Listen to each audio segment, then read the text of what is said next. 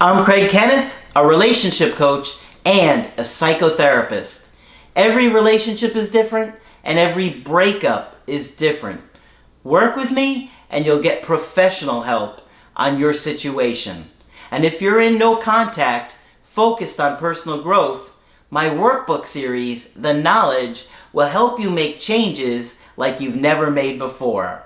Available now at AskCraig.net.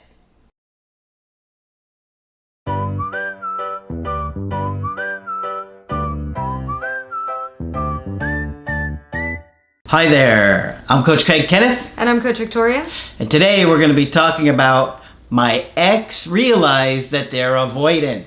It's a Christmas miracle.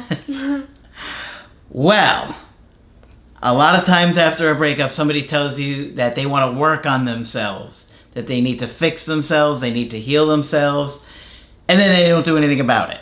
They don't get into therapy, they don't read books, they just kind of continue along the way and continue doing the things that they've always done. But some people actually really do focus on the changes and getting to a better place after a breakup. And today we've got an avoidant dumper that actually realized that they're avoidant and got into therapy. So I thought you guys would like to hear this. This is a couple that were in their mid to late 20s. And they were dating for about 6 months. So she says that our relationship was fun, loving, caring, and both felt that we had found our forever person. We hardly had any arguments and never raised our voices. We both came with anxiety and trauma from previous relationships and are emotional people. But he struggled a lot with communicating his needs and often thanked me for putting up with him. I'm probably the only person in his life that has loved him unconditionally. And that's probably true because if, he's avoidant, he probably didn't feel a lot of love growing up. Exactly. And just the fact that he struggled communicating his needs and still felt like a burden to some degree tells you the severity of his avoidance. Yeah. During the summer, we decided to sell our apartments and buy one together. This is where things started to go south. The day before we were supposed to photograph his apartment, he told me he wasn't ready. This happens a lot. Mm-hmm.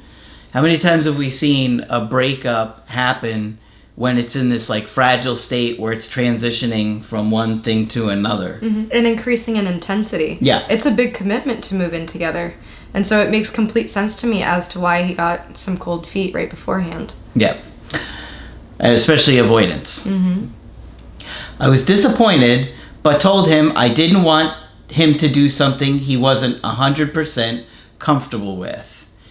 Well, that was good for her. She didn't panic. She didn't get upset. A lot of people would have gotten really dramatic. Yeah. How could you do this? We were about to sign the lease, and now you're going to... Yeah. I thought you loved me. But she handled it like a champ. The following days, he started to look for faults in me and distance himself. Boy, I just heard that today in a call, where the avoidant started to look for faults and was looking for all kinds of small reasons to end the relationship. Mm-hmm. And really, it's a form of self-sabotage that a person does that. Every person on the planet is going to have some fault. Mm-hmm. And you can choose whether to focus that or not. And that can really be a critical point in your relationship where it goes downhill if you choose to focus on those things. Yeah. It's because they're fearful, so now they're looking for an escape. Mm-hmm. So they're making a mountain out of a molehill in a lot of senses or, situations. Mm-hmm. We talked about it, and he felt bad because he saw that it affected me. A week later, he told me that he couldn't do this anymore because he felt he had lost himself and needed space. So I gave him space. So she did the right thing there. She didn't panic. She didn't get upset. She didn't get emotional. Mm-hmm. She handled herself well. All right, and that comment about losing himself, that's trademark of the avoidant attachment style. Their worst fear, remember, is being smothered and losing their independence. Yep. Okay, so after about 5 days of no contact, he called to break up with me and was extremely cold. I just cried and wanted to understand why, but didn't beg or plead. I did send him a text the same day after to give myself some closure, but then I went no contact. So she did really good. Mm-hmm. She handled herself well all along here. She didn't get upset. She didn't lose emotional self-control. She didn't pressure him. She just backed off and gave him the space. And she's also taking space for herself and protecting her emotions at this point. Mm-hmm. I think that's super important. You know, a lot of us do have the tendencies to want to talk it out, to want to have some type of agreement or negotiation with our ex. But a lot of times that drags out the painful process for us too. Yep. So, she says, I was a total wreck, but thankfully found your channel, learned a lot about attachment trauma, and started my healing journey. 3 weeks passed, and he contacted me out of nowhere. He told me that he had been questioning his decision from the moment we hung up the phone, and that he got hit with so much anxiety and an existential crisis. So this is what we tell you guys. Think about how she handled herself. She went no contact. She left him alone. She didn't beg or plead. She did better than most of us do in this situation. And what happened? Right away, he had been questioning his decision from the moment we hung up the phone. Mm-hmm. Lines up with what we tell you guys all the time. And I think what's fundamental here is also her respect. A lot of people during a breakup, like you mentioned, they completely lose emotional self-control and they see it as something separate from the relationship itself. This is a connection that you have with the person, and you have to remember to treat people with respect all the way throughout, no matter what's going on between you. Mm-hmm. And so I'm really glad to hear that, you know, she was respectful of his space. She didn't lose it. She didn't call him names. It sounds like everything was pretty amicable up to this point. Yep, and it had a big impact on him. Mm-hmm. So this is what we tell you. You go no contact, it has an impact on the dumper, right? Okay. He also told me that he had gained insight that he has an avoidant attachment style that stems from his childhood, where his parents couldn't meet his needs, and that he had a great need for self-control. Wow. So, huge amount of insight. Mm. And it's really hopeful to see that too, because I know many of you can see that relationships are a two-way street, that there's only so much you can do, and that a lot of the work also depends on your ex for their own personal growth. And so just hearing a story where somebody does realize this and is able to admit it and say it to her, I think that's huge. You know, people do have the capacity to change, and that's why we're both in this profession. Mm-hmm. That's right. Avoidance can change. Mm-hmm. Anybody can change. You just have to really make an effort to work at it. He continued to say that life felt meaningless without me, that he was going to start seeing a psychotherapist, and he wanted to go through this journey together with me, but understood if I never wanted to talk to him again. That he would always love me regardless. My jaw dropped. Yeah? We'd love to hear this more often. Mm-hmm. And, you know, as more information gets out there about attachment styles and clinicians get more training on it, this is going to happen a lot more in therapy. I've already seen a huge shift since I started the channel, 6 years ago. I had already started going to a psychotherapist myself and told my ex that I was open to reconnect with him, but wanted to take things slow, which he understood. We talked for about 2 days, where he gradually got colder again and told me over the phone that he wasn't sure again about us. Well, he's just starting to get into therapy, and he may have not even gotten therapy at this point, but he's just starting to be aware of these things, so he's not really ready for anything yet. I got so hurt and told him that his behavior wasn't okay and that I deserved better. Okay, she got a little upset there. Mm-hmm. She should, I think, been a little bit more understanding, but I could see that, she'd been keeping things together for a while. Oof, yeah. He was cold, but said that he knew he couldn't keep treating me this way. So I told him not to contact me until he was sure. But I couldn't wait on him forever and went into no contact again. This has been since the end of August. Weeks after, he has gradually distanced himself by removing photos of us and unfollowed me on Instagram the other day. What are your thoughts on his state of mind on unfollowing me? And is my situation just as bad as it feels?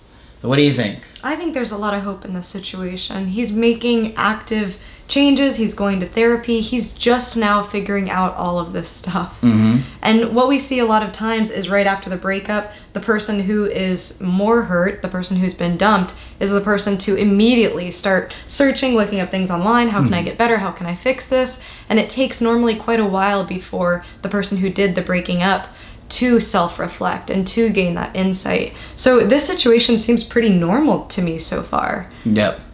Well, the thing that stands out is for having an avoidant getting into therapy and realizing so soon that they're avoidant, which is nice. But it probably made him think, what is going on with me that I ended this relationship? Why am I having all these doubts? And he probably realized, oh my gosh, I avoidant with these people in my life and in my relationships. And she wants to know, if he actually does the work for his attachment trauma, will he come back in the future? Well, it's certainly possible. You handled yourself really well. He obviously made it very clear how much he cares about you, and that even making the decision to break up with you, he kind of regretted it as soon as he got off the phone.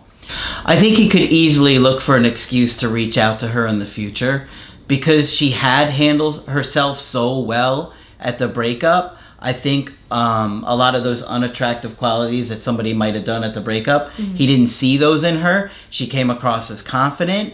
And so because he kind of was left with this feeling of regret even right after he did it, I think that's kind of going to stick with him. Right. And what I'm also sensing in some of his messages is guilt.